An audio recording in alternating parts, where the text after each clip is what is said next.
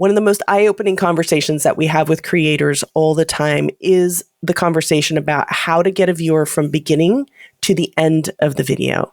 You know, you're really looking for growth and you want views and you want your videos to be surfaced by the algorithm. But the problem is once they're in, they're not staying and they're leaving in droves. And if that happens, you're never going to really be surfaced to a point where you feel like you actually make it. It's not just about what to do, though. More importantly, it's actually about what pitfalls to avoid when it comes to crafting your video. So let's dig into that today. Hey, welcome to the Video Creators Podcast presented by vidIQ. You know how you put a lot of time and energy into your YouTube channel for not nearly enough growth? Yep, we get it. We are here today to help you change that. Hello, creator. It's great to see you for another Video Creators Podcast like we do every Monday for you. We love to share more advanced growth tips, tactics, and next level strategy to help you grow your business, reach more people, and ultimately change more lives. Today, I'm hanging out with Ingrid. Ingrid, how's it going? Pretty good. How about yourself? Doing pretty well. We've got another one without Tim here today. He abandoned us. He's in sunny California. Yep. It's over okay, at Social though, Media Marketing World. Yeah, and the hope is that he's actually recording a couple of podcasts there as well. Yeah, double duty. Love it. Double duty, speaking and recording. We love to highlight creators that are doing something really cool and interesting on YouTube each episode. And this week we have Preston, who has a channel all about Ram truck education, which I think this is so cool. His mission is to help people that are looking to buy a Ram truck by giving them reliable information from an actual trusted source. The struggle that he has is one that a lot of creators come up against. Time to create. How do you come up with all these great ideas? How do you hold a viewer's interest without being repetitive from video to video? Let's listen to how we overcame that. I sell cars for a living. And I responded to internet leads, and so people send in an email or whatever. And one of our vendors that came in and supplied stuff for us, she said, "Hey, you need to check out this lady that she does video responses to customers." And I dragged my feet on it and dug my heels in, and I don't want to do that. I don't want to do it. I got frustrated with it after a couple of months of not meeting some goals that I had. So I need to figure out a way to differentiate myself from these other salespeople. So I made my channel, and a bunch of unlisted or private videos that I was just sending just a walk around of the vehicle that they were interested in to them, letting them see it, letting them see any questions that they had about it, and just showing them all about that video, or all about that vehicle. And then after, a year and a half or so, I said, I'm going to make some public videos. What were you kind of expecting from your efforts on YouTube? I really didn't know what to expect. I just wanted to be able to help people, to be able to see it as well as hear from somebody showing it to them that, hey, this is how you can tell the difference. This is how you operate these things. So it just become a resource in essence. Tell me about what's a struggle you kind of bumped into, I guess, going through your channel journey? For me, the biggest struggle is having time to be able to create the content. If I've got a customer, if there's a customer, I need to work with the customer. But aside from that, it's coming up with the ideas for the content that's going to be it's going to be engaging. It's going to be stuff that people are interested in viewing, without necessarily repeating stuff all the time. Mm-hmm. Have you tried anything to kind of overcome those problems at all, or?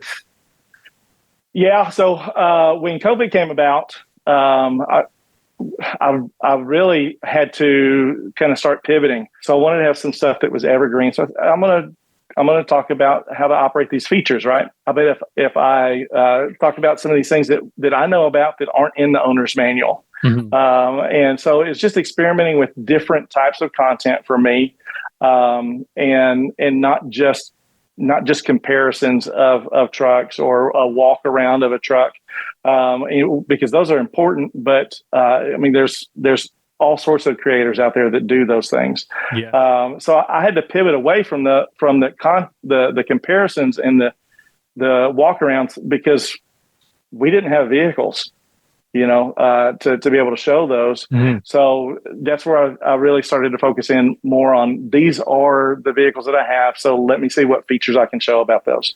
Yeah, for sure. Yeah, awesome. So, in terms of everything, I mean, you've gone through Video Labs now and learned quite a bit in there. What are some of the results that you've seen, and like how has that made you kind of feel, and like how's that been for you since that? Yeah. So, like we were talking about before recording, I've got through a busy period of the year, first of the year, end of the year, and I haven't really been able to make content like I would like to have made. However, because of some of the things that we talked about in Video Labs and getting my channel working to promote my channel, I've seen growth. I've seen a good amount of subscribers come in. I've seen, I think I was looking at yesterday that it was saying that the little message on there that over the last 28 days, I've had 60% more views than my previous 28 days. And that's without really posting any significant content. Right. It's just getting everything lined up to where my end screen and my playlists are making sense to help with keeping my viewers engaged. Yeah, for sure. Awesome. That's great. Hey, for one more question to kind of toss at you, let's say there's someone who's trying to grow their channel like you. What's one piece of advice you think you'd give to them, knowing what you know now? Is to have a plan, but also to be willing to change the plan if you need to. Okay. For me, my philosophy on in-screen elements before the class was, look, I present options as a salesperson and let the customer choose which option works best for them. So I would have 2 or 3 different in-screen elements up there and say, okay, y'all choose which one works best for you. Yeah. Well, that wasn't necessarily converting over very well. So to go through and streamline that and just make it to where, hey, this is the one that's going to be best for you based off of what you've just seen. And let me get you into this playlist. Let me get you looking at this video, because that's where I think that you're going to see some value there. You have to be intentional with your stuff, and you have to know this is why I'm making this video.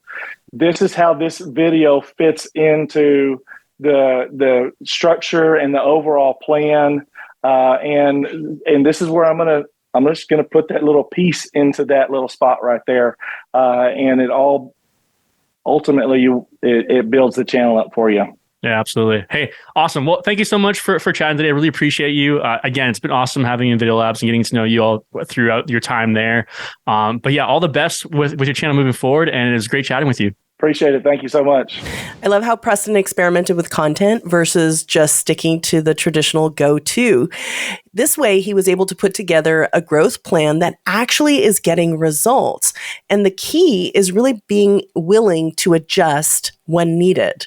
That ends up with him being confident in his strategy. And that's what we're all about. If you'd like to surround yourself with a team of strategists to help you take the next steps forward in your own strategy with your channel, like Preston did, we would love to hear your story and what you're doing on YouTube with your channel. If it makes sense for us to work together, we'll explore what that looks like. And if not, no problem. We just really want the opportunity to connect with creators like yourself. So if you want to work with Sam, Blake, or myself, we'd love to help you reach those new levels. Go to videocreators.com/discovery call and book a free 15-minute session with us. So Sam, today I thought that it would be kind of fun for you and I to dig into a topic that we both love talking to creators about. And that is really more video structure. A lot of times we get these retention graphs and we think as creators that we know what the viewer wants to see. Okay. And sometimes we get that feedback back in the form of comments telling us, yeah, you're doing a great job. I love this. But then when we get on the back end and we see the retention graph and we see the numbers, the data tells us something completely different. Sound like a familiar story to you? So true. Yeah. I mean, I would even say too, when it comes to the video structure, sometimes the audience isn't even in mind. Sometimes it's just as a creator, because for a lot of us as a creator, this is kind of like our baby that we're creating and putting together. And so a lot of times it's just kind of, what feels the best to us, which, there's an element of that is what motivates us to keep creating. Like it's important for us to enjoy the videos that we're making. But, if that's the end all be all part of our strategy and how we craft the videos, then there could be a pretty big disconnect when it comes to how well we're growing and reaching people. So, yeah, I completely agree. And I think it's so interesting sometimes when you're looking at actual retention graphs and you're looking at data and you're just so perplexed by it because that it's solid content, that it's quality, that it's high value, but for some reason it's not connecting. So what we'd like to do today is really kind of talk in a practical way about crafting quality content for your viewer. Now, when I'm talking about quality content, you always say this. What do you think about quality content? What does that look like? Well, quality, I feel like high quality means different things for different people. I think the immediate thoughts when it comes to a high quality video is production value. So how high quality is the camera that we're using? How high quality are the mics that we're using for our audio quality? The editing. We get questions all the time from creators that are, I'm trying to make better videos. What kind of B-roll websites are good? Or how often should I be making cuts and editing and, editing in a particular way? And it's like, all of these things are important, but I think of these as more of kind of like icing on the cake, but like you got to have a good cake to put the icing on in the first place. It's true. It's great analogy. So it's all important stuff. But when I think of the quality of the video, it's more of like, okay, from the first second when somebody starts watching the video to the last second of the video, all of that, how are we upping that and leveling all of that up to be as high quality as possible? And that's a little bit of what we're going to talk about today. Yeah. And everybody also talks about storytelling, and that's kind of like become this thing that everybody wants to really get really great at. And storytelling is a very large part of it. But there is also a practical side to video structure. And we're going to kind of dig into that right now. Now, this really fits, I think, more of a traditional YouTube video kind of. There are lots of different ways of approaching video structure for different types. A shorts might be a little bit different than a traditional longer video on demand. Educational content is going to look a little different than a vlog. So no matter what type of content you create, take this structure, and this is not a rule book, right? It doesn't have to fit this exactly, but this is a good guide for you. All right. So let's start with step one. What do you think is step one when you're planning a video and the goal here is to get the viewer from the very beginning to the very end? We don't want them falling off in the middle. We don't want them having a massive, hockey stick decline right when you click in. What's step one, Sam? Yeah, I feel like in order to even get to the first second, like to the beginning of the video, there's some context or foundation we have to lay, and we got to kind of zoom out first before we can zoom in to the more tactical side of these things. So the first, I guess, question that I would have, or the first step, is really kind of like, first off, who is this for? Do we know who the target audience is? Like, if this is more of maybe, say, a discoverable type of video that we're trying to craft, and we're really hoping that this is going to kind of break outside of our current audience and reach some new people who don't know who we are yet. Like, do we know who that person is? Is that defined? And if it's not, then that's probably the first step. We need to know exactly who we're talking to here. That's probably what I'd say. Yeah. I feel like the audience just rolled their eyes. It all comes back. Yeah. Not this target audience conversation again. Yeah, not again. Yeah. But I find it interesting because you said something that that I don't know if everybody picked up on, because you were talking, there's a general target audience that you craft content for on your channel, but who's the specific audience for each video was actually what you were saying, and that's something to really be cognizant of. Is your video intended to go broader? So you're talking to your specific target audience, but maybe pulling in a wider audience? Or are you talking specifically to your community, which are the people who know, like, and trust you? They get you. They know your story. Right. That changes video strategy, doesn't it? Exactly. That's what I was about to say. That totally ties into how you even open the video. If it's more discoverable and the whole point is like, this is for the person who doesn't know me yet, you're going to be more inclined to probably include like hey, if you're new around here, I'm Sam. This is what I do. Maybe insert like a value proposition there real quick as you're getting into your content, where if it's more of a community video for the people who are here already, it's okay to maybe move a little bit slower. And it's, the iPhone selfie camera, and it's a little more peeled back and doesn't have to be as high quality, like we talked about, high production value quality. So that can inform some of that too. So yeah, that is why it's important to kind of start here first, because this informs some of the video itself. Yeah. And I feel like another thing to think about before you even get to the next step is also, how do you want the viewer to feel at the end? You got to think of the end before you can even begin to, which seems wrong, but I feel like you need to kind of reverse engineer what you want on YouTube. Would you not agree? I agree. Yeah, I totally agree. Because you got to know where you're taking them. And if you don't know where you're taking them and then you start shooting or you start editing, it's a little hard to kind of make it powerful or coherent. Where if you have the end in mind and you already know where the final destination is, then you can come back to the beginning and more strategically kind of move them through your video better that way. Yeah, totally agree. So we have a plan. We know who we're crafting this for. We know the reason why we're making this video. We know how we want the viewer to feel, what the goal is, the intent. We're intentional about what we're crafting. The next step would be what? I feel like everyone's going to roll their eyes again because we're still not quite, I wouldn't say into the video yet, because I actually think the title and thumbnail is the next part. So, it's easy to think of the title and thumbnail as separate from your video. It's like once they click in, it's kind of out of sight and out of mind, which is maybe a little bit true. But I really think especially the thumbnail is the start of the hook. So, ideally what we're doing here is we know exactly who we're talking to. We're crafting a title and thumbnail that is got some level of curiosity or some level of intrigue. Like ideally the viewer has some sort of tension or expectation or kind of like this question mark popped above their head when they make that decision to click into your video. And so if they have all this energy kind of stored up and they're kind of leaning in, we want to make them feel that so that they're coming into the video with that sort of energy.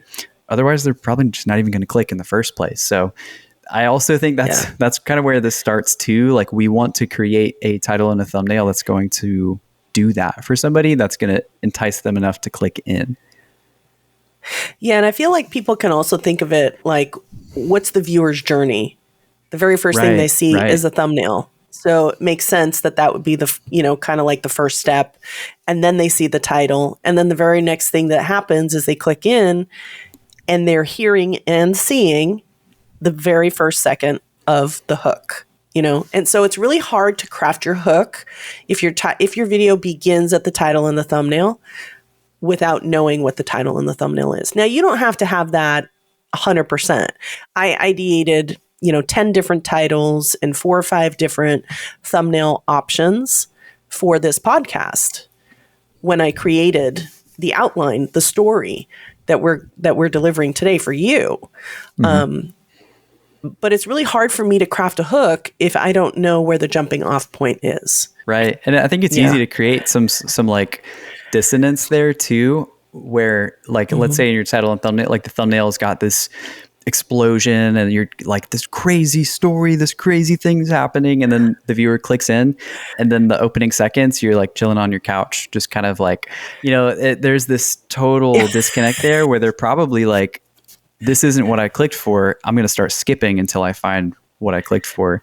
Where if you see an explosion happening in the thumbnail and then the video starts and then the explosion happens and it just picks up right where the thumbnail left off, the viewer is immediately going to feel like, okay, like I'm in the right place. I can kind of like sit back now and watch this thing because it's going to be worth it. Like that payoff is worth it. The click that I just made. Yeah. So what are some of the other pitfalls that you see creators, like these little traps that they fall into with hooks, where we end up having steep decline? Yeah, a couple things come to mind. I think definitely the call to actions at the beginning before you give any value is that can be frustrating if it's even if it's somewhat effective in the opening few seconds where you're kind of like reinforcing, yeah, we're going to get into this, like, the 10 best ways to make money kind of thing. And then you like reinforce that in the opening seconds. But before you even get into it, it's, before we get into things, don't forget to leave a like and a subscribe and leave me a comment. And if you make it to the end, comment the word purple, that kind of thing. Like that can just, I don't know, put people off and they start skipping or they'll just kind of bail out of your video at that point. So yeah, I'd say that the call to actions stand out to me. It breaks the flow for me, that breaks the flow for me. And I think that's the point is, a hook. And I think one of the biggest pitfalls that I see people fall into is really treating the hook like the everything. A hook is literally, its only function is to hook you in more. So you're clicking in off the title and the thumbnail, you need to ramp up the intrigue from that point forward. The climax of the hook, which should really be anywhere from 5 to 10 seconds, no more than 15 seconds at the most. And I would challenge those of you that have 15-second hooks in a traditional video, you're probably still having decline at that point. So short form content has really impacted hooks on YouTube in the last year or two. Unfortunately, it's just sad, I think that's just the way our human nature now is we need something short to pull you in. You want the climax of that hook to be right at the end. And a really good hook, I know whenever I see a really good hook, I am just like, I cannot leave. I have to continue. And when you feel like you're being pulled forward, that's where you can really say, oh, this is a good viewer signal. How can I replicate this in my content? Right. I think one of the best hooks I've ever seen, because you do kind of get bonus points if you can like increase that tension or that intrigue in the opening seconds compared to what you saw in the title and the thumbnail. And so I think maybe one of the best ones that I've seen was this guy. He has kind of like a travel channel. And the title, it was one of those kind of classic, like, I'm quitting YouTube types of titles and thumbnails. And so I was interested, so I clicked it because there was intrigue there. And so the video opens, and in the opening seconds, he is standing in an elevator. The elevator doors are open, and he has all his bags. And he's like, yeah, guys, it's true. I'm quitting YouTube. But first, I need to move to another country. And then the elevator doors close. And now there's like this whole new level of intrigue there. And you're like, man, he's quitting YouTube and moving to another country. I'm very curious. I got to stick around. Yeah, that's a good one. That's a good one. And that's a great video. It is. Yeah. You know which one I'm talking about because this is one of my favorite I know exactly examples what video you're talking about. Yeah. But I know you said kind of the difference between an intro and a hook because they are two very different things. Let's say we move someone through a hook. Is there still an intro after a hook? I feel like that depends. In general, I think in a traditional video structure, yes. Now, you can also have a branded spot there. And remember, branded spot is not just branding. A branded spot is, it's a natural way.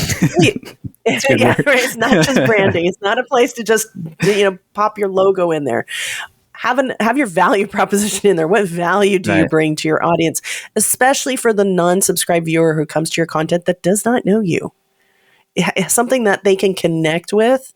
That is a great branded intro. 3 seconds, really, 3 to 5 at the most. 3 is a good number there.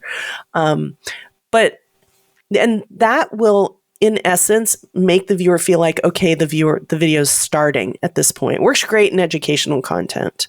But what if you're, telling a story, and you started the story in your hook? Do you then want to have an introduction right after that?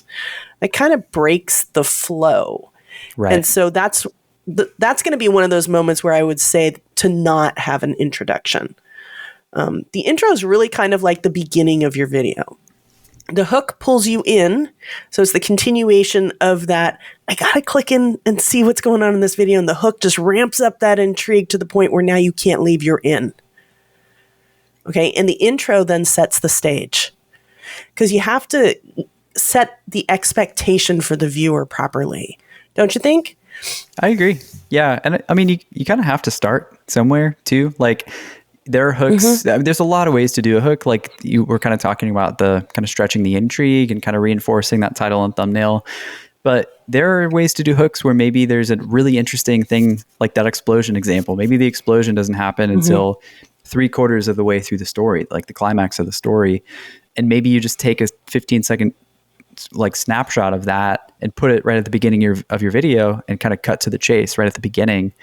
And then you still kind of have to have an intro after that at some point to, like you said, kind of set the table of like, okay, now that I've got your attention, here's where the story starts, kind of a thing. So yeah, I totally agree. Right. And I feel like if you don't set up the video, give the viewer enough of what is coming, really set the expectation, then you're going to have constant, and we see this all the time in retention graphs. And Sam and I look at an insane amount of retention graphs on a weekly basis for an insane amount. You can constantly see a gradual decline if the creator does not set the expectation for the viewer in the beginning. So you can do that in the hook, but Mr. Beast is brilliant at it right from the beginning. Within the first 3 to 5 seconds, generally 7 at the most, you know exactly what to expect, what the problem is, and you're into the content. Not all content needs to be that fast. I just want to say that again. That does not fit every genre. It fits his genre, but it may not fit yours. But we still need to set the viewer up with the right expectation at the beginning for proper video structure.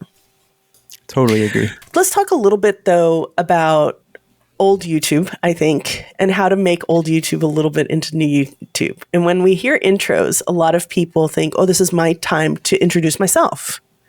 And I feel like it still is, but how has that kind of changed? Yeah, I'd say for this, old YouTube really felt... It's so funny because I feel like a lot of I'm curious what you think, but when I think of old YouTube, to me, that is that feeling where you almost cringe a little bit. And it's kind of that like, oh, this feels YouTube-y. Like even when you think about thumbnails, and we get the question a lot of like, but isn't this clickbait? And it's like, no, you're probably just cringing because that shocked face that's been around for the last 7 years just feels kind of like old YouTube. It's just, I don't know. That's kind of what I think of. So I think when it comes to like an old YouTube intro, it's definitely slower pace, and it feels just more like maybe scripted and authentic. Like, hey, my name is Sam, and I help you do this so you can do this. And today we're going to, that just kind of like, I don't know. It doesn't feel very authentic, and it maybe takes a little bit longer, and it just, I don't know. It's so like, it just doesn't feel like organic, I guess. So when I think about maybe a little bit, maybe a bit forced, a bit scripted, like you kind of say the same thing in every single video. And that's not to say like repetition is bad, because again, if we're kind of crafting discoverable videos and with the intent that, this is going to go to an audience, hopefully that they don't know who I am. So I probably want to have some sort of a quick introduction, but I think ideally, and this has actually surprised me, like with diving into these retention graphs, it's really flat, actually, if you have an effective hook, and then you can pull them in and just have a quick, maybe like 5 to 10 second snippet there of, hey, if you're new around here, I'm Sam. I really care about helping you do this. Like insert value proposition here. Maybe even insert a little bit of your, like, I've been helping creators on YouTube for the last 7 years, and I just want to help you do blank. And, today we're going to do that by talking about this, like talking about video structure. If you can just kind of quickly, it feels more normal, more organic and it's like authentic to me. You got a little bit of kind of creation story there of, yeah, I've been doing this for X amount of years, and you can just give your value. This is what I like. This is why I do this. Let's get into it. You know, it takes just a couple seconds to do that, but even something as quick as that is a way to incorporate a value proposition into your videos. That's another question I get a lot. That's, okay, I have a value proposition. How do I put it in a video? That's a great way to do it. And it's also a great connection point for somebody to click into a video, you know, have their expectation reinforced in the opening seconds. And then they get this, oh, now I'm connecting with the creator. You know, that's important in the opening seconds too. Yeah, and I feel like something good to remember too that's going to be practical for people is conversational tone. You know, if it feels forced, I guarantee you on the other side, it's going to be viewed as that. Yeah. So if you know, trust your gut in those instances. So if you're writing out a script, which I highly recommend, especially if these types of things are new to you, so you get these things kind of flowing, write these things out to kind of practice the verbiage. Keep a conversational tone, you know, and it can be something as simple as, and I'm going to use Sam, you know, if you're new here, my name's Sam. And one of the things that I love talking to creators about is, you know, video structure. You know, when I work with creators and you just go right into your story, one of the problems, you're kind of talking, building your authority at the same time. You can drop in a little bit about your, like Sam said, your creation story, kind of like where you came from, what makes you unique to the viewer. But it doesn't need to be like these 5 long sentences or 2 minutes. It can be half a sentence. It can be a few seconds. Yeah, it does. And you can switch it up a little bit because you're not just one sentence. There's so much more to you than just that.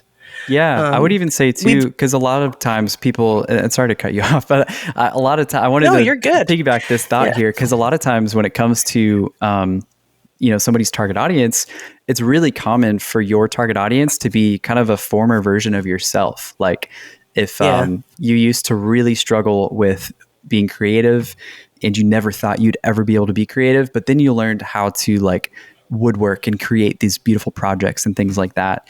And now that past version of yourself is a bit of your audience. Even in that intro hook, you can kind of touch on that and be like, I used to think I could never be creative.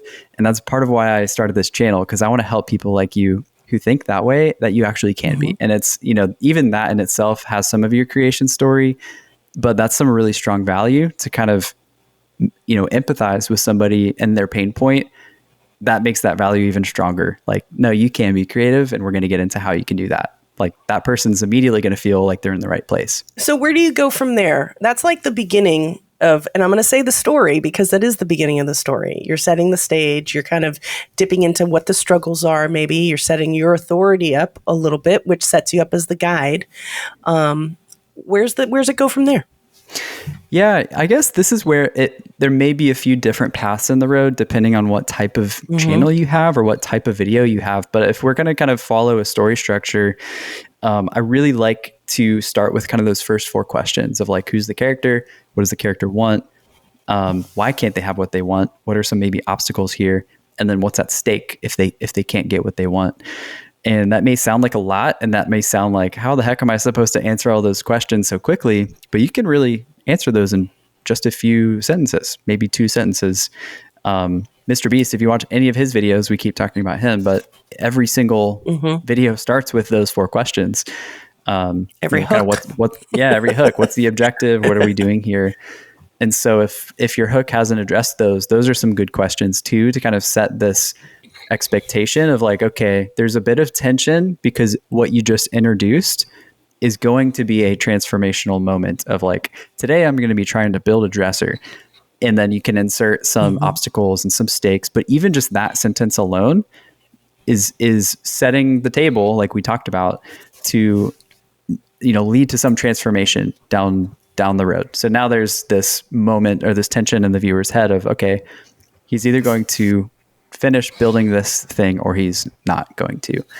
So I would say something like that to kind of set up our story and get into it helps kind of, you know, put that in the viewer's mind, and they want to stick around to see if that's ultimately going to happen. Okay, I love this because you started giving an example about building a dresser, right? So let's make this a little practical here if we can. And we're going to try to do this off the cuff. We did not script this part out. we're doing this live right now. So start the hook with just that. So let's make that our hook, and then let's segue into the story to make this really practical for the audience. For sure. So let's say we open the video, and today Ingrid and I are attempting to build a dresser. What are some obstacles? Why can't we have what we want? I've never done this before. Yeah, there you go. There's an obstacle. Or we only bought enough wood to attempt this once. So if we don't get it right, then we're going to have to go buy, whatever that may look like. There's some stakes there too. And wood's expensive. There you go. we cannot afford to buy enough wood for 2 dressers because Tim needs to give us a raise. There we go. How's that? Yeah, but that's good. Loss of time, loss of supplies. Okay, so there are some serious stakes, right? And stakes don't have to be massive. We made them a little massive, but they don't have to be. Yeah. We're either achieve it or fail. So Sam and I want to build something. We can't have it because we don't really know what we're doing, and we don't have extra supplies in case we mess up. So there, we just did that all really quickly. So moving into this, you can then you can intro this, you can even take the story a little further with an introduction by saying, hey, I've never done this before, but Sam has. Sam is an expert woodworker. So I'm hoping that he can actually teach me how to do this with the supplies that I have on hand. And that's it. So we've kind of given a little bit of a creation story to you. You're an expert woodworker, right? So we now know that we're in good hands, and Sam's going to be our guide. And that kind of takes us into the next part of the story, right? So now what happens? Yeah. So from here, really a lot of times it's the setting up that's the important part. And a lot of times the kind of the middle of your video, it can kind of just be how you were going to do it in the first place. But the thing that's different now is the way that you've set the table. And now it's no longer just a series of events just happening, but now the viewer has this tension of, well, either this will happen at the end or this will happen at the end. And I'm not sure how it's going to turn out. And so as they're watching the middle of the video, which can pretty much be unchanged as what it may have been originally, they're going to be more compelled to stick around, and your retention and engagement is going to be higher because this person now has this idea of what you teased at the end of the video. So that's what I would think, but I'm curious to hear your thoughts. I love that. I think there's a couple pitfalls that people fall into with these when telling a story like this, right? Because Sam, when he was talking about that, to me, I envision like little tiny obstacles along the way, especially if we're building something. Okay, so we're going to go back to our practical example here. Maybe making the drawers. That feels complicated. I don't really know how to do that. It feels like they have to be properly aligned or they're not going to go in right. So that's like a little mini story, right? But it's only one part of the problem. Then there's probably going to be another obstacle to it. And then there's probably even going to be a third obstacle to it. Where I see retention get really affected in stories is when you have too many things going on. Okay, so think about a lot of the content that you see on YouTube. 10 ways of doing this. I've seen 84 ways, of doing this, and 50 best tips. Are you really going to sit through all that? It's kind of a lot, right? So I like to think of storytelling. Good storytelling and good structure is try not to go beyond 3 key things. What does that bring to mind for you? Yeah, I think I'm mad because I just read this quote this morning about storytelling, and it was so good, and I wish I could remember it right now.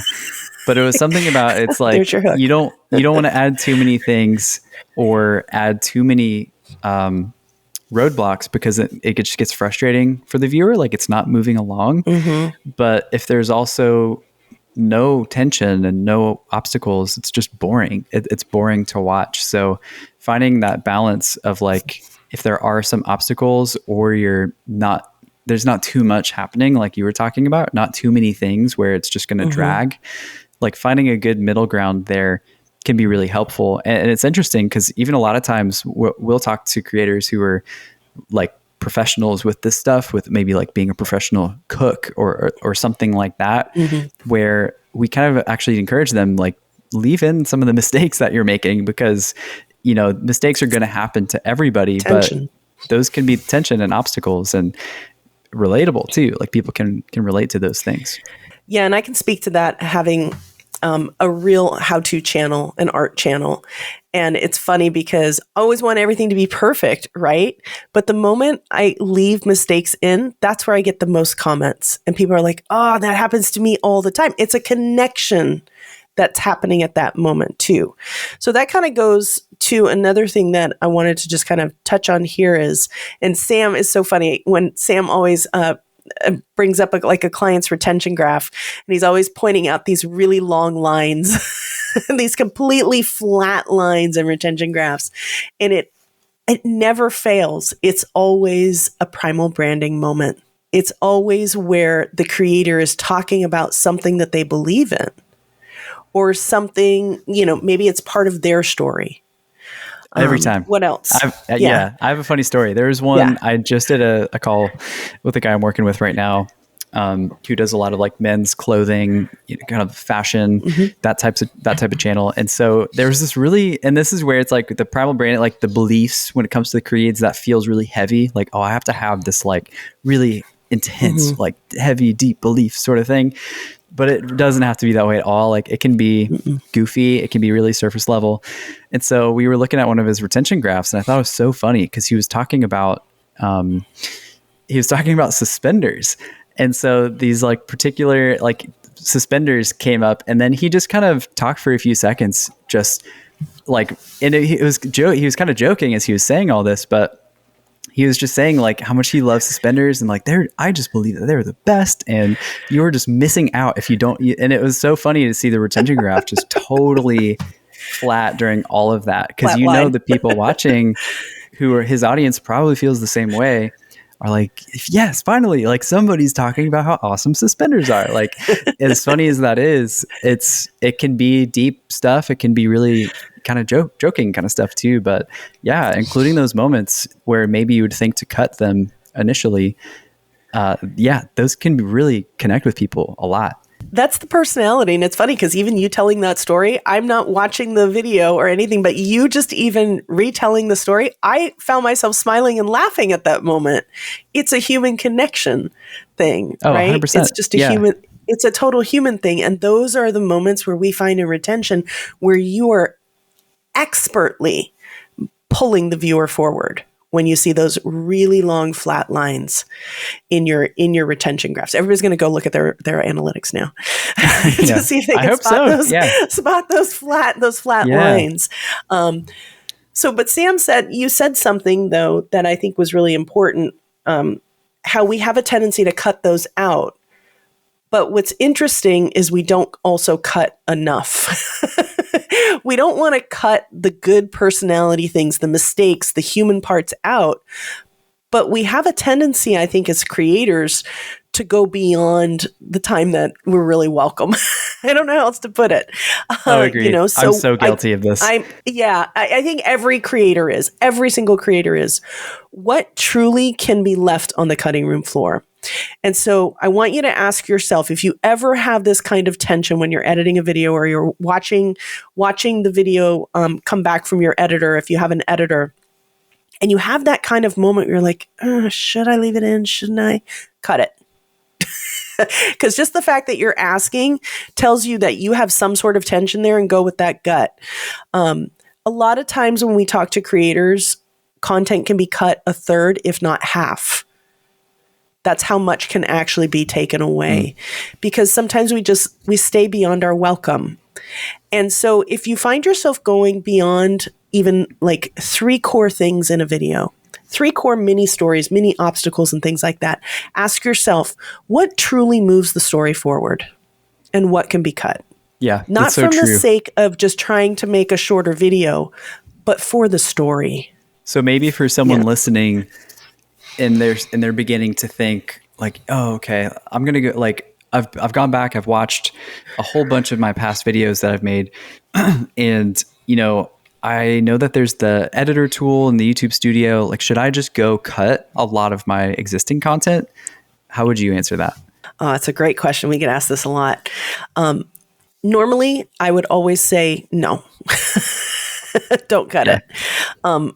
I would say take the lesson. What have you learned from that video, and apply it to the next one. Move forward.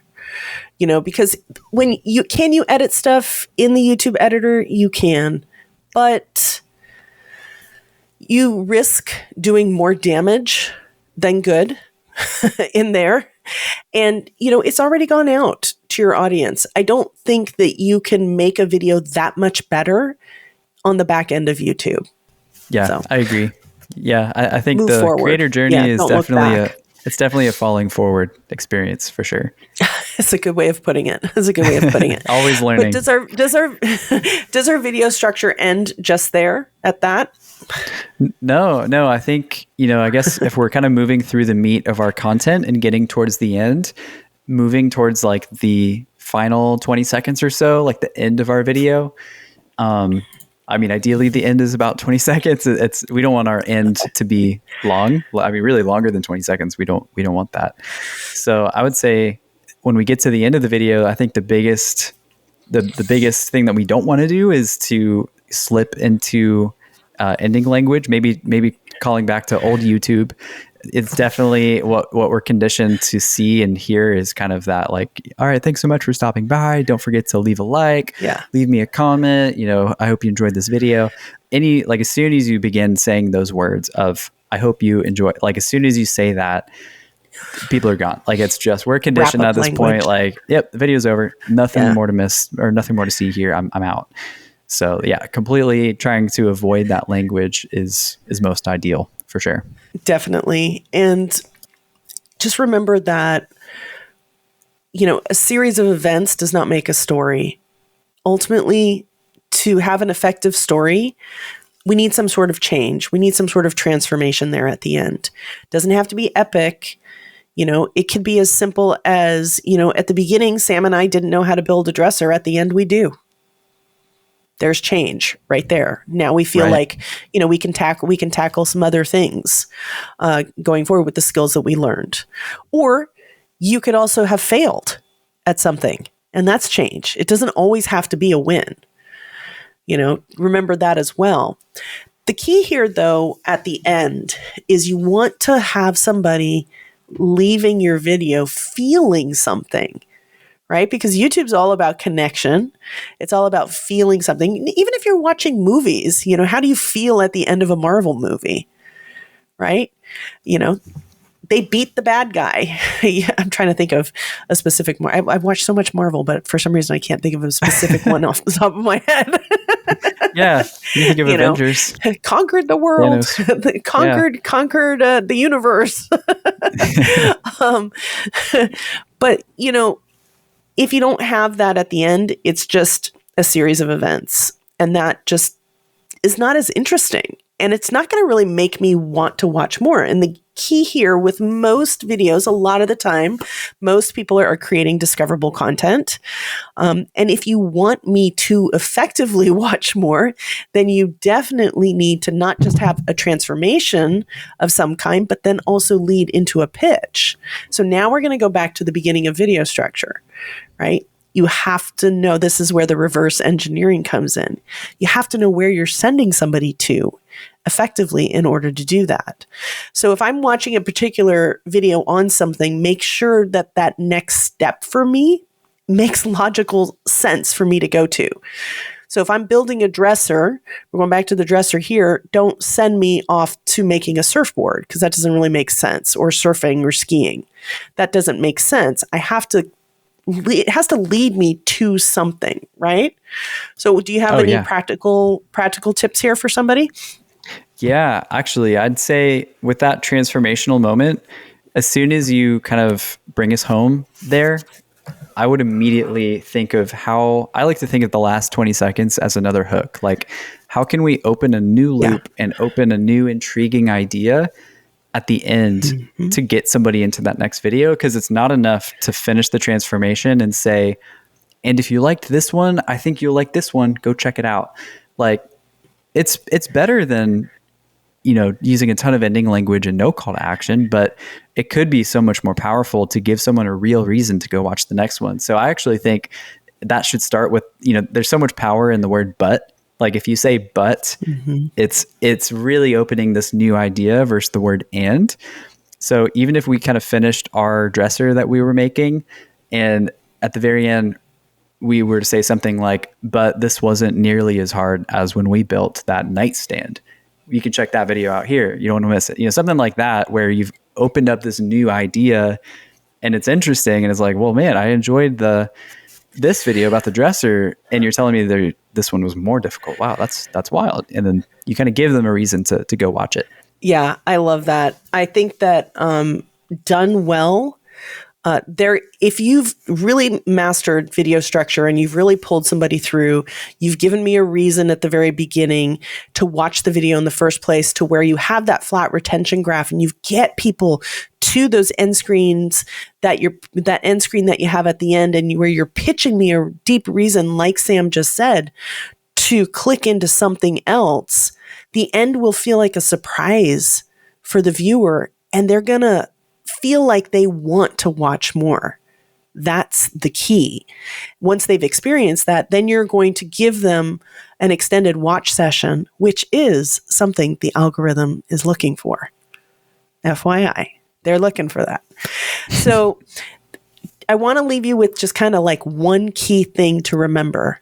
The viewer is just waiting for a reason to click off. Don't give them one. Properly structure your videos. You now have the magic formula. That's true.